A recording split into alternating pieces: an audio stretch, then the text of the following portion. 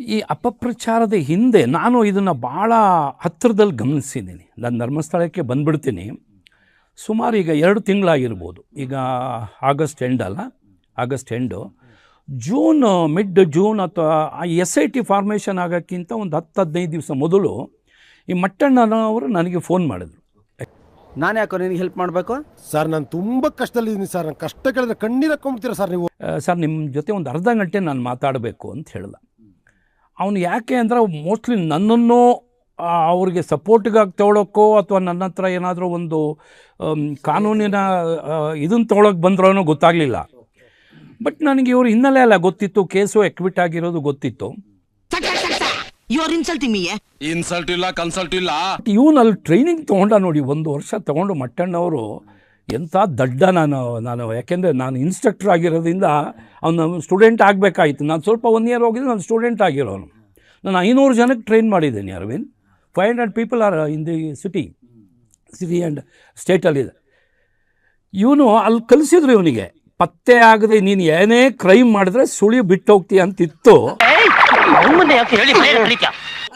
ಆದರೆ ಇವನು ಎಷ್ಟು ದಡ್ತನ ಮಾಡ್ದ ಅಂದರೆ, ಬಾಂಬ್ ಬಿಟ್ಬಿಟ್ಟು ಮೋಟರ್ ಸೈಕಲ್ ಸೀದಾ ಬರ್ತಾನೆ. ಎಲ್ಲಿ ಅಂದರೆ ಈ ಮೈನ್ BBMP ಕಾರ್ಪೊರೇಷನ್ ಇದೆಯಲ್ಲ, ಅದು ಹಿಂಭಾಗದ ರಸ್ತೆಯಲ್ಲಿ HCG ಅಂತ ಒಂದು ಕ್ಯಾನ್ಸರ್ ಹಾಸ್ಪಿಟ್ಲ್ ಇದೆ.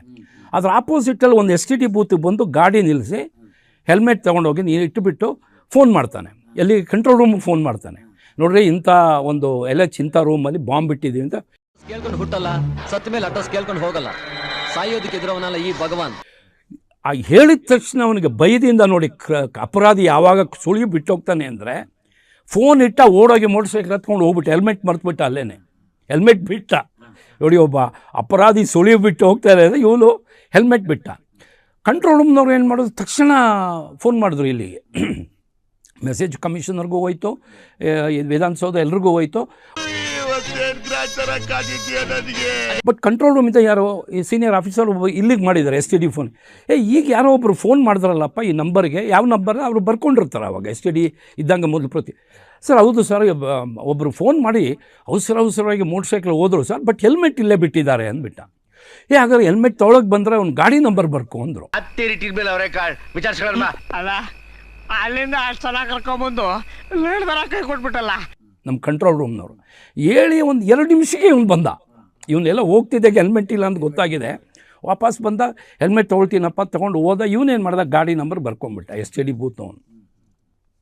ಅಷ್ಟೊತ್ತಿಗೆ ಪ್ರಭಾಕರ್ ಅವರು ಅಲ್ಲಿಗೆ ಹೋದರು, ಗಾಡಿ ನಂಬರ್ ಸಿಕ್ತು. ನಾನು ತುಂಬ strong. I too prefer to kill a single lion than 100 rats.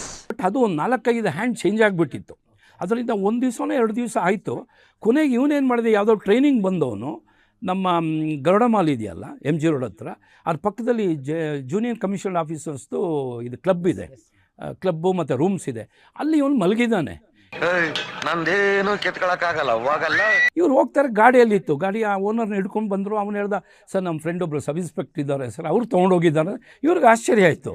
ಆಗಲೇ ಫಸ್ಟ್ ಗೊತ್ತಾಗಿದ್ದು ಈ ಬಾಂಬ್ ಇಟ್ಟದು ಯಾರಪ್ಪ ಅಂದರೆ ಪೊಲೀಸ್ ಸಬ್ ಇನ್ಸ್ಪೆಕ್ಟರ್ ಅಂತ. ಇವನವರೇ ಮಲಗಿದ್ದ. ಏನು ರೀ ಇದು ಗಾಡಿ ಯಾವುದು? ಅದು ಸರ್ ನಾನು ಟ್ರೈನಿಂಗ್ ಬಂದೆ ಅಂದರೆ ಜೋರಾಗಿ ಹೇಳ್ದ. ಟ್ರೈನ್ ಎತ್ತ ಹಾಕೊಂಡು ಬಂದರು. ಓಲೇ ಬದ್ಮಾಶ್ ನನ್ನ ಮಗಳಂತೆ. ಓ ಇಲ್ ಮಕ್ಕಳ ಕುಡಿದು ಬಂದ್ಬಿಟ್ಟವ್ರೆ. ಅಲ್ಕ ನನ್ನ ಮಕ್ಕಳು ಮಕ್ಕಳು ನನಗಿದ್ರು ಒಂಥರ ಸಂತೋಷ.